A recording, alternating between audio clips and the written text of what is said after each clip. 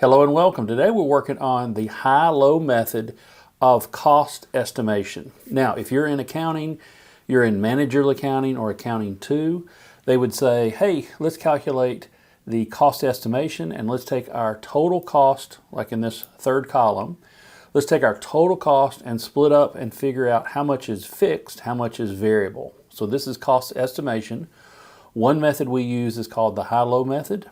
Another method you would use is regression, but the high-low method is easy. We just need 2 data points, and so let's show how this works. We have 3 steps. Number 1, we're going to solve for the variable cost, and then we'll use that variable cost to solve for the fixed cost, and then we'll come up with a cost equation so we understand, how our costs behave. Now, one of the things we want to do is we need to figure out the high and the low, like this method is called. Now, do we want the high and low units? Here we have all the months. We have the number of produced in each month, the number of units. So this is our level of activity. We also have our total cost. Now, we're saying for January, the 4,000 units drove the cost of $950,000. Not the other way around. We don't say, by the way, we're spending $950, so we better make sure we produce 4,000. No, the way we do it is we produce 4,000, we find out that our costs are 950,000. So what we need to do is look in the units or the activity level, and we need to figure out what is the high number and what is the low number. So what's the high number of units and the low number of units? So if you look, we have 4,000 is the number of units, that's the lowest, so I'm going to highlight that. And if we look in this column, 9,000 is the highest number of units. Now, if we had a cost that was higher than $1,225,000, we would not select that. We're only going to select the high number of units, not the high cost. We're going to take the high units and the associated cost for that month.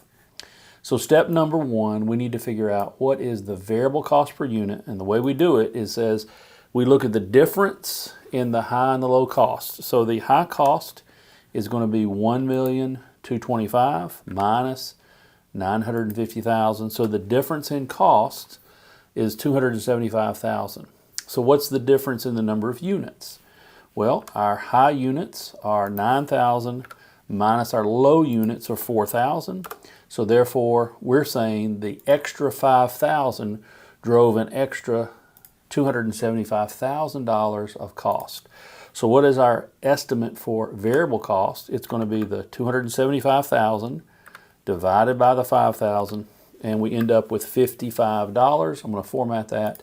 This is $55 each, and this is our estimate for variable cost. So this is important. Now we're going to use this estimate for variable cost to come up with a fixed cost.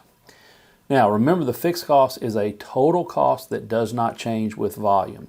So based on our assumptions, all these would have the same fixed cost, but we only have 2 data points we looked at, so we can only do it at the high or the low.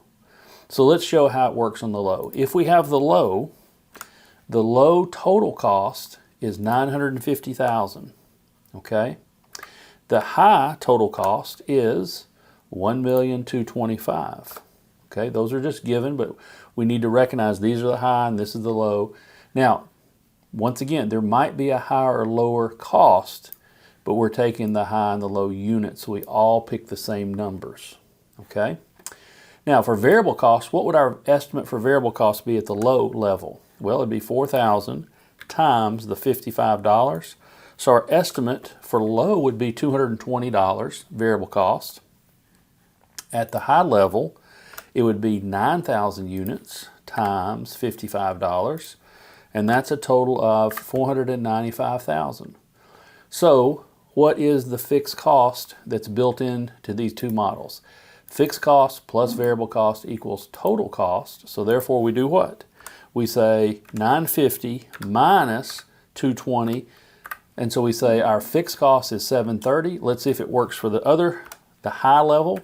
1225 minus 495, and it's still 730. So here's what we're saying.